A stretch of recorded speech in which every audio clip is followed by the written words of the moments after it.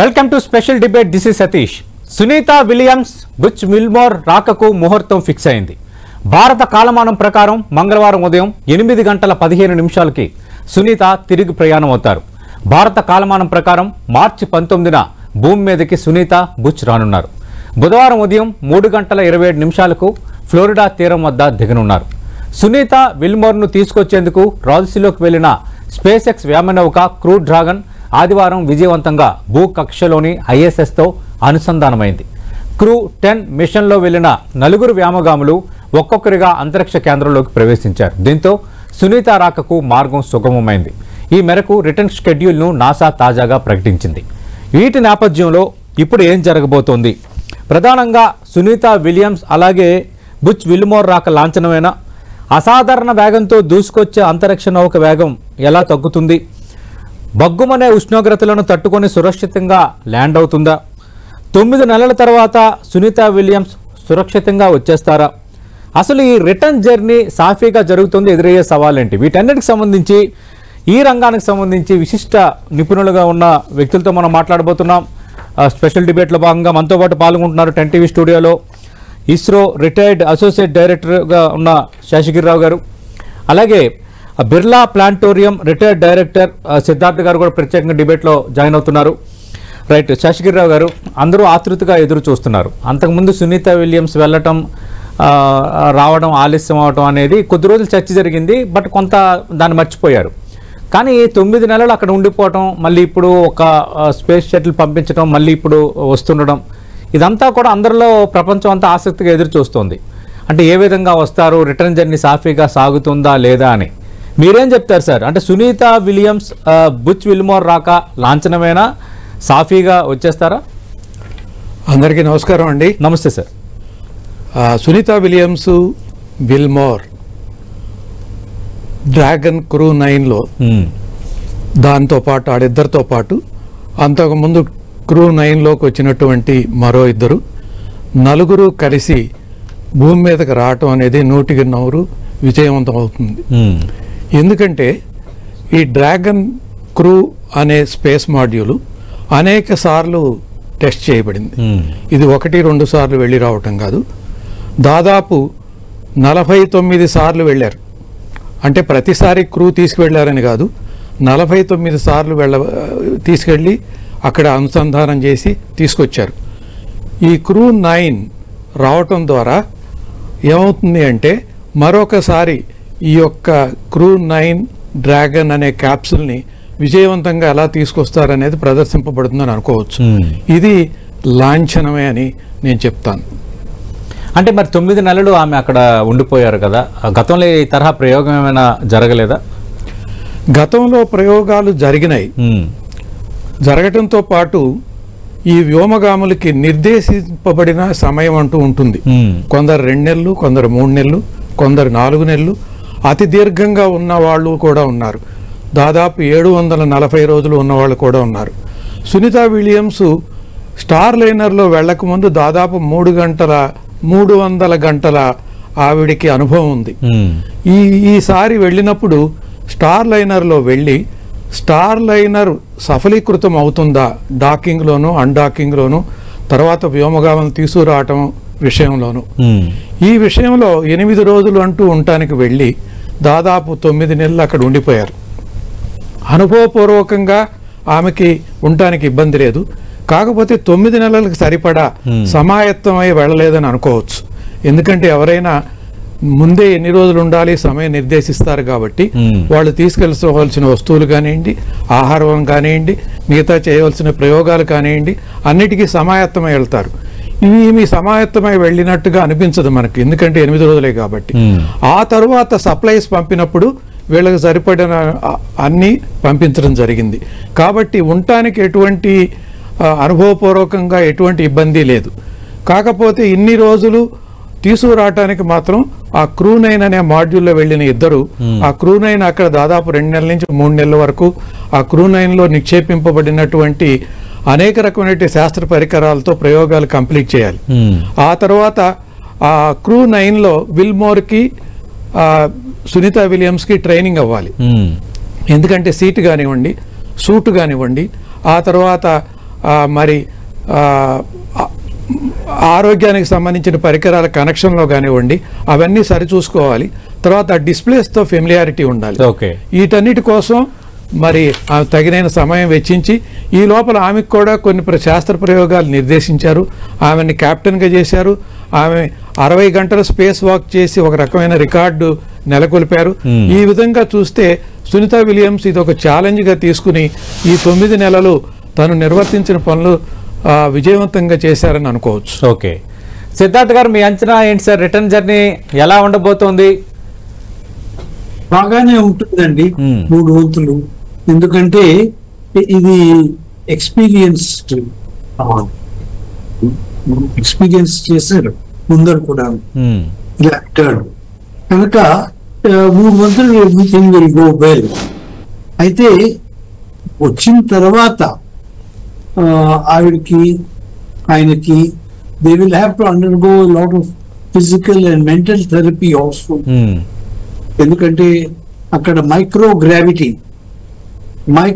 Gravity ఉండకపోవడం అని కాదు, ఉంటుంది కానీ వెరీ లిటిల్ గ్రావిటీ. సో వాళ్ళ మసిల్ మాస్ అంతా పడిపోయి ఉంటుంది. కనుక వచ్చిన తర్వాత ఫిజికల్ థెరపీ చాలా చేయాలి. నెంబర్ 1, మెంటల్లీ కూడా they will have to get prepared. వాళ్ళు అక్కడ చేసింది ఏమిటంటే సునీత విలియమ్స్ గారు plant growth in micro gravity, అంటే ప్లాంట్స్ ఎలా గ్రో అవుతాయో అది వాళ్ళు ఆవిడ seen. This is very good for future reference. Anka very interesting experiments have been made, and now I think there will be no problem in their coming back. అంటే ఆరోగ్యపరంగా అంటే ఎలాంటి సమస్యలు ఎదురు కావచ్చని, ఎందుకంటే అంతరిక్షంలో ఉండటం వల్ల ఆస్ట్రోనాట్ శరీరంలో మార్పుల పైన చాలా సందేహాలు ఉన్నాయి, వైద్య నిపుణులు కూడా మాట్లాడుతున్నారు. మెయిన్ థింగ్ అండి, అలాగైతే వాలెంటీనా టెరెస్కోవా ఆవిడ 1 రౌండ్ కి వెళ్ళిన తర్వాత కూడా they subjected her to medical thing. ఇవన్నీ చేయాలండి. But now we have come a long way, and ఆవిడకి ఆయనకు కూడా except muscle mass loss, other organs may not be affected. Muscle mass loss ki physical therapy they will have to do. Sir Seshagirirao గారు మీ అంచనా ఏంటి sir? అంటే వచ్చిన తర్వాత వాళ్ళ ఆరోగ్యంపై ఎలా ఉంటుందని జరుగుతుంది? మొదటి నుంచి దాదాపు ఐఎస్ఎస్కి వెళ్ళిన వాళ్ళని చూస్తే సార్ 250 మంది పైబడి వెళ్ళి ఉన్నారు. కాబట్టి దీర్ఘకాలికంగా అక్కడ ఉండటం వలన బోన్ మాస్ డెన్సిటీ మారుతుంది. తరువాత భూమి మీద ఉన్నప్పుడు గుండె పనిచేసేప్పుడు కాళ్ళకి రక్త ప్రసరణ అవ్వాలి అంటే భూమి ఆకర్షణ శక్తికి అనువుగా ప్రసారం జరుగుతుంది. అదే మెదడుకి రక్త ప్రసరణ కావాలంటే భూమి ఆకర్షణ శక్తికి ఆపోజిట్గా జరుగుతుంది. ఈ మైక్రో గ్రావిటీకి వెళ్ళినప్పుడు మీకు కాళ్ళకి ప్రసారం చేయాలన్నా రక్తం, మెదడుకు ప్రసారం చేయాలన్నా కూడా ఒకే రకమైనటువంటి గ్రావిటీయే ఉంటుంది. అందువలన తదనుగుణంగా ఆ యొక్క గుండె పనిచేయటం అక్కడ అలవాటు అవుతుంది. అది మరి భూమి మీదకి వచ్చినప్పుడు వీళ్ళు రక్త ప్రసరణలోను కంటి చూపు మందగించటంలో దానికి సంబంధించి, తరువాత కొన్ని ఫ్లూయిడ్స్ అని ఉంటాయి. ఎక్కువగా ఆ ఫ్లూయిడ్స్ మెదడులోను, మరి గుండె చుట్టూత, లంగ్ చుట్టూత, వెన్నెముకల దగ్గర ఫ్లూయిడ్స్ ఉంటాయి. ఈ ఫ్లూయిడ్స్ నరాల యొక్క పనితనానికి బాగా ఉపయోగపడతాయి. ఈ ఫ్లూయిడ్స్ మైక్రో గ్రావిటీలో వాటికి అనుగుణంగా ఒక రకంగా అవి మార్పు చెందుతాయి. ఆ మార్పు మళ్ళీ భూమి మీదకి వచ్చినప్పుడు క్రమేణా భూమి ఆకర్షణ శక్తిలో ఎలా ఉండాలి ఫ్లూయిడ్స్ అనేది అది మళ్ళీ రావాలి. అలాగే మజిల్ డెన్సిటీ, మజిల్ యొక్క శక్తి తగ్గుతుంది. తరువాత చురుకుదనం కూడా తగ్గే అవకాశం ఉంది. ఉదాహరణకి కాగ్నిటివ్ పవర్, ఉదాహరణకి 2 పారాగ్రాఫ్లు మీరు చదివినట్లయితే వెంటనే అవగాహన అవుతుంది. అక్కడికి వెళ్ళినప్పుడు ఈ రక్త ప్రసరణ వల్ల కానివ్వండి, కొంచెం లోన్లీగా డిప్రెషన్ వల్ల కానివ్వండి, ఈ యొక్క కాగ్నిటివ్ పవర్ కొంచెం మందగించవచ్చు. ఇటువంటివన్నీ ఉంటాయి. కాబట్టి వీళ్ళు భూమి మీదకి వచ్చిన తర్వాత కనీసం చెయ్యి లేపాలన్నా కూడా ఎంతో బరువు లేపినట్టుగా అనిపిస్తుంది. మళ్ళీ చిన్నపిల్లలు తప్పటడుగులు వేసినట్టుగా నడక నేర్చుకున్నట్టుగా అన్ని నెలలు అవసరం లేదు, 10 దినాల నుంచి 20 దినాల లోపు నడక నేర్చుకోవాలా, బ్యాలెన్స్ నేర్చుకోవాలా, కంటి చూపు స్వాధీనంలో తెచ్చుకోవాలా, అలాగే టేస్ట్ మారుతుంది, వినికిడి మారుతుంది. ఇవన్నీ కరెక్ట్గా ఉన్నాయా లేని ఆరోగ్య పరీక్షల ద్వారా తెలుసుకోవాలి. ఈ విధంగా తెలుసుకుని అన్ని పరీక్షలు అయిన తర్వాత వీళ్ళు సాధారణ స్థితికి రావటానికి ఎంతో అవకాశం ఉంది. కారణం ఏంటంటే వీళ్ళు క్రొత్త కాదు, అంతకుముందు 200 పైగా వెళ్ళొచ్చారు. కాబట్టి వీళ్ళు ఒక మాన్యువల్, ఒక ఆరోగ్య పరిస్థితిని క్రమేణా ఎలా దారికి తీసుకురావాలి అనేది ఒక మాన్యువల్ ఉంది. ఆ మాన్యువల్ ప్రకారం అంచెలంచెలుగా వీరు ఆరోగ్యాన్ని కూడా స్వాధీనంలో తెచ్చుకుంటారు. ఓకే, అంటే వాళ్ళు వచ్చిన తర్వాత వాళ్ళని డిస్టర్బ్ చేయకూడదు కొద్ది నెలలు. అవును, రైట్. వాళ్ళు మళ్ళీ పూర్తి స్థాయి ఆరోగ్యవంతులయ్యి మనం ఎలా ఉన్నామో ఆ విధంగా వ్యవహరించే వరకు వాళ్ళని డిస్టర్బ్ చేయకూడదు. వాళ్ళు పరీక్షల ద్వారా నిర్ధారిస్తారు. ఆ తర్వాత ఒక సైకలాజిస్ట్ కూడా ఉంటారు సహాయం చేయటానికి. రైట్. సిద్ధార్థ్ గారు, అంటే ఇది ఒక అసాధారణ వేగంతో దూసుకురాబోతోంది ఈ అంతరిక్ష నౌక. అంటే ఈ భూమికి దగ్గరయ్యే కొద్దీ వేగం ఎలా తగ్గుతుంది? అంటే రెట్రో రాకెట్స్ అవన్నీ ఫైర్ చేస్తారు. There are methods. Of course old method was balloons. Balloons release చేసి అంటే పారాచూట్స్ లో. But now days they use అంత జోరు అంత దూరం కాదు కనుక రెట్రో రాకెట్స్ తో they can reduce the speed. They splash down in the waters of Florida. అంటే ఎందుకు ఇప్పుడు అదే ఫ్లోరిడా తీరంలో ఏర్పాట్లు చేస్తుంది నాసా అంటూ మనం చూస్తున్నాం. ఎందుకంటే తీర ప్రాంతాల్లోనే ఎందుకు దాన్ని దించే ఏర్పాట్లు చేస్తారు? It has to splash down in water. So space craft trajectory prakaram Florida lo they could find that it is the best suited for the splash. Okay, అంటే వేరే కారణం ఏమైనా ఉంటుందా శేషగిరిరావు గారు? ఇప్పుడు మీరు చూసుకున్నట్టయితే అన్డాకింగ్ జరిగేప్పుడు 419 కిలోమీటర్ల ఎత్తులో ఉంటుంది. అన్డాకింగ్ అయిన తర్వాత క్రూ 9 మాడ్యూల్ క్రమేణా విడిపడి అదే ఆర్బిట్లో ఉంటూ క్రమేణా ఎత్తు తగ్గించుకుంటూ వస్తుంది. ఎత్తు తగ్గించుకుంటూ వచ్చిన తర్వాత డీఆర్బిట్ ఫైరింగ్ అని ఉంటుంది. డీఆర్బిట్ ఫైరింగ్ అది దాదాపు 28,000 కిలోమీటర్ల వేగంతో గంటకి ప్రయాణం చేస్తూ ఉంటుంది. అంటే 7.3 కిలోమీటర్స్ పర్ సెకండ్. అక్కడి నుంచి ఈ డీఆర్బిట్ చేస్తారు. డీఆర్బిట్ రాకెట్ ఫైరింగ్. ఆ డీఆర్బిట్ రాకెట్ ఫైరింగ్ అయిన తర్వాత దాదాపు 5 కిలోమీటర్ల ఎత్తుకి వచ్చినప్పుడు అక్కడ ఉన్న వేగము 600 కిలోమీటర్లకు తగ్గిస్తారు. అక్కడ 2 పారాచూట్లు విచ్చుకుంటాయి 5 కిలోమీటర్ల దగ్గర. ఆ 2 పారామీటర్లు ఆ 2 పారాచూట్లు విచ్చుకున్న తర్వాత 560 కిలోమీటర్ల, ఎందుకంటే డీజిల్ రేషన్ అయిన తర్వాత 560 కిలోమీటర్ల గంటకు వచ్చిన తర్వాత 2 పారాచూట్లు 5 కిలోమీటర్ల ఎత్తులో విచ్చుకుని దాన్ని 190 కిలోమీటర్లకు పట్టుకొస్తారు గంటకి. అది 5 కిలోమీటర్ల నుంచి 1.8 కిలోమీటర్లు ఎత్తుకొస్తుంది. ఈ 1.8 కిలోమీటర్స్ దగ్గర 2 పారాచూట్లు విడిపడిపోయి పెద్దవి 4 పారాచూట్లు విచ్చుకుంటాయి. ఈ 4 పారాచూట్లు విచ్చుకున్న తర్వాత 1.8 కిలోమీటర్స్ దగ్గర నుంచి అతి దగ్గరగా అంటే 50 మీటర్ల ఎత్తు వరకు వచ్చే వరకు క్రమేణా వేగం తగ్గించుకుంటూ 25 కిలోమీటర్ల గంటకు వేగం తీసుకొస్తారు. 25 కిలోమీటర్లు అంటే దాదాపు సెకండ్కి 6-7 మీటర్లు పర్ సెకండ్. అంటే మనకు గాలేస్తే కొంచెం జుట్టు ఎగిరినట్టుగా ఉంటుంది అన్నమాట. అంత వేగం తగ్గిస్తారు. తరువాత సముద్రంలోనూ దింపడానికి కారణం ఏంటంటే మనం ఇందాక అనుకున్నాం ఏది డీసెలరేషన్కి రాకెట్ ఫైరింగ్ చేస్తారు. తరువాత 560 కిలోమీటర్ల దగ్గర నుంచి 200 కిలోమీటర్లకి డ్రోగ్ చారాపీట్స్, 2 డ్రోగ్ పారాచూట్స్, ఆ తర్వాత 4 పారాచూట్స్. వీటన్నిటిలో ఏదన్నా అవాంతరాలు వచ్చినప్పుడు, ట్రాజెక్టరీ మారినప్పుడు, మనం నిర్దేశించిన ప్రదేశంలో కాకుండా ఒక 20-30 కిలోమీటర్లో లేదా ఇంకెంత దూరంలో అక్కడ డిస్పర్షన్ గనక ఉంటే, మరి భూమి మీద కనుక దించేటైతే ఈ డిస్పర్షన్ కూడా మనం అంత ఏరియా చూసుకోవాలి. తర్వాత హార్డ్ ల్యాండింగ్ అవుతుంది భూమి మీద, వేగం గనక కంట్రోల్లో లేకపోతే. ఇవన్నీ దృష్టిలో పెట్టుకుని హార్డ్ ల్యాండింగ్ అది ప్రమాదమే. ఇవన్నీ దృష్టిలో పెట్టుకుని జనరల్ గా స్ప్లాష్ డౌన్ సీలోనే చేస్తారు. ఆ స్ప్లాష్ డౌన్ చేసినప్పుడు హెలికాప్టర్లు, స్టీమర్లు, షిప్పులు సమాయత్తం చేస్తారు. ఎందుకంటే స్ప్లాష్ డౌన్ అయిన 20 నిమిషాల్లో తేలుతుంది. అది మాడ్యూల్ దగ్గరికి వెంటనే వెళ్ళాలి. ఇది ప్రయాణం. చాలా ఇంట్రెస్టింగ్ ఉంది సార్ ఇది. అంటే అది మీరు అన్నట్టుగా సముద్రం, తీర ప్రాంతం సముద్రంలో దిగిన తర్వాత ఎంతసేపులో సార్ మళ్ళీ తేలుతుంది? అది వెంటనే తేలుతుంది. వెంటనే తేలుతుంది. 20 నిమిషాల్లో చేరుకోవాలి. 20 నుంచి 30 నిమిషాల్లో చేరుకోవాలి. అది ఏంటంటే ఒకసారి స్ప్లాష్ అయినప్పుడు కొంచెం సగం మునిగి పైకి వస్తుంది అనమాట.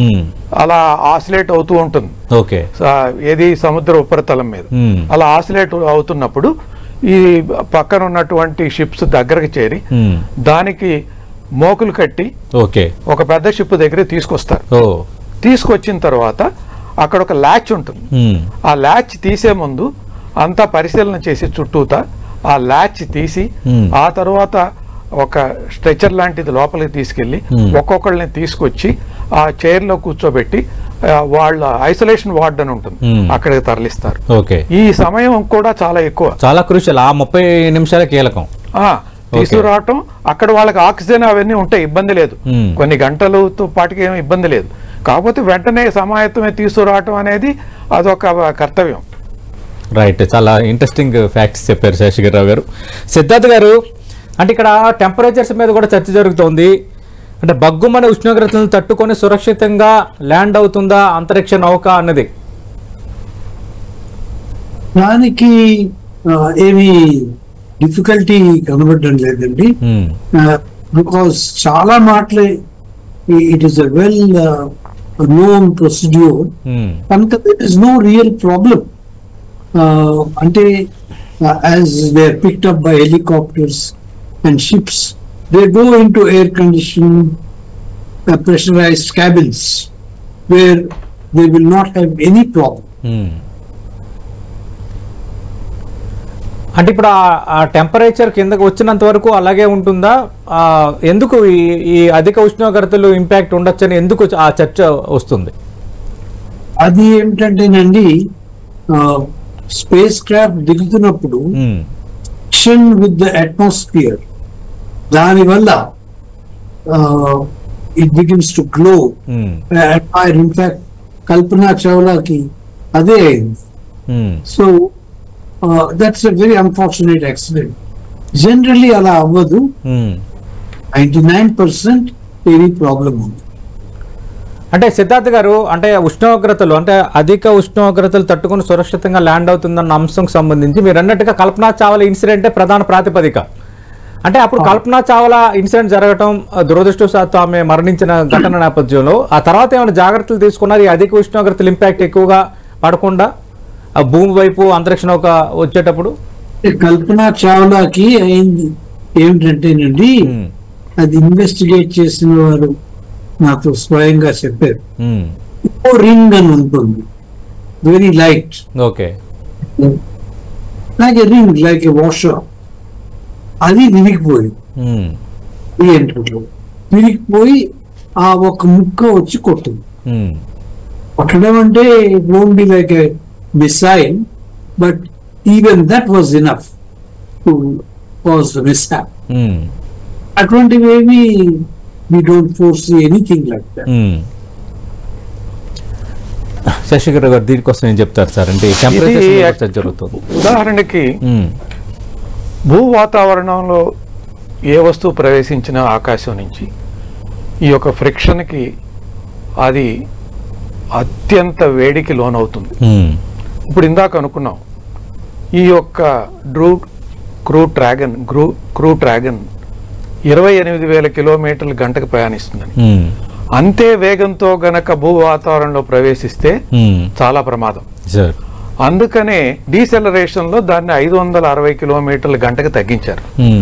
ఈ 500 కిలోమీటర్ల గంటకి తగ్గించినప్పుడు దాని మీద ఉన్న ఉష్ణ కవచం, మనం ఉష్ణ కవచం అంటాం, ఆ ఉష్ణ కవచం అనేది సెరమిక్ టైల్స్ లాగా ఉదాహరణకు చెప్పుకోవచ్చు. అవి సెరమిక్ టైల్స్ కావు, కార్బన్ ఫినాలిక్, కార్బన్ ఫినాలిక్ అబ్లేటెడ్ అంటారు దాన్ని. అవి తాపడం చేస్తారు. అవి ఊడిపోకూడదు, క్రాక్ ఉండకూడదు. అవి ఊడిపోయినా క్రాక్ ఉన్న ప్రమాదం. ఎందుకంటే ఈ ఉష్ణం ఎంత ఉష్ణోగ్రత అంటే లావానికి మించిన ఉష్ణోగ్రత ఉంటుంది, 1600 డిగ్రీ సెంటిగ్రేడ్. అది ఎంటర్ అయినప్పుడు ఒక ప్లాస్మా ఉంటుంది చుట్టూత, ఒక గ్లో, అది ఒక అగ్నికోళం లాగా దిగుతూ ఉంటుంది. అగ్నికోళం లాగా దిగటమే కాదు, ఆ సమయంలో ఆ 7-8 నిమిషాల్లో మనకి కమ్యూనికేషన్ కూడా డిస్రప్ట్ అవుతుంది. కమ్యూనికేషన్ డిస్రప్ట్ అవుతుంది, ఉష్ణానికి లోనవుతుంది. మళ్ళీ డ్రోగ్ పారాచూట్లు విచ్చుకుని ఆ ఉష్ణోగ్రత తగ్గిన తర్వాత మళ్ళీ కమ్యూనికేషన్ ఏర్పడుతుంది. కాబట్టి ఆ కొంచెం సమయం బ్లాక్అవుట్ పీరియడ్ అనుకోవచ్చు. కానీ దీన్ని అధిగమించడానికి కూడా ప్రస్తుతం కమ్యూనికేషన్స్ లో కొన్ని పరికరాలు వచ్చాయి. కాబట్టి కమ్యూనికేషన్ ఉండటానికి ఎక్కువ అవకాశం ఉంది. సో ఈ విధంగా ఎంటర్ అయింది. ఈ డ్రాగ్ పారాచూట్స్ విచ్చుకున్న తర్వాత క్రమేణా ఉష్ణోగ్రత తగ్గుతుంది, స్ప్లాష్ డౌన్ కి వచ్చేసరికి చాలా వరకు తగ్గిపోతుంది. ఇదనమాట అక్కడ జరిగే ప్రక్రియ. రైట్. రెండోది సిద్ధార్థ్ గారు, మనకు తెలుసు ఒక రకంగా సునీత విలియమ్స్ రికార్డు సృష్టించారు. 4 రకాల అంతరిక్ష నౌకల్లో ప్రయాణించిన తొలి వ్యాయామిగా ఆమె గుర్తింపు పొందారు.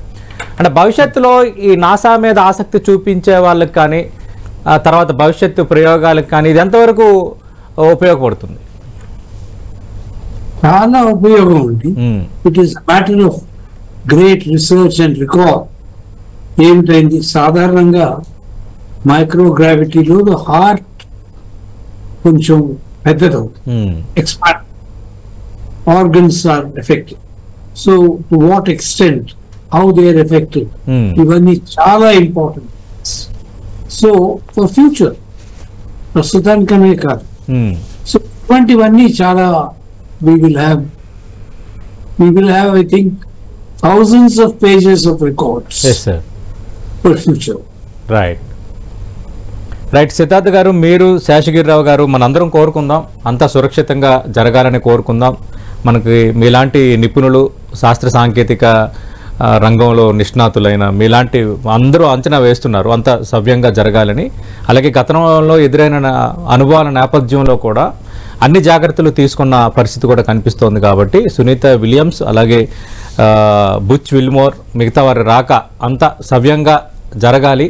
ఇక నుంచి ఎవరైనా అక్కడికి వెళ్ళాలి, ఎన్ని నెలలైనా ఉండొచ్చు అన్న ఒక భావన ఏదైతే ఉందో ఆ భావన అనేది అది సమ్మతమే అన్న ఒక అభిప్రాయం ప్రజల్లో కలగాలి, ప్రపంచానికి వెళ్ళాలి. నాసాకు సంబంధించి ఇది ఒక బ్రేక్ త్రూ అవ్వాలని మనం మనస్ఫూర్తిగా కోరుకుందాం. శేషగిరిరావు గారు, తప్పక విజయవంతం అవుతుందండి. రైట్. థ్యాంక్ యూ శేషగిరిరావు గారు, థ్యాంక్ యూ సిద్ధార్థ్ గారు.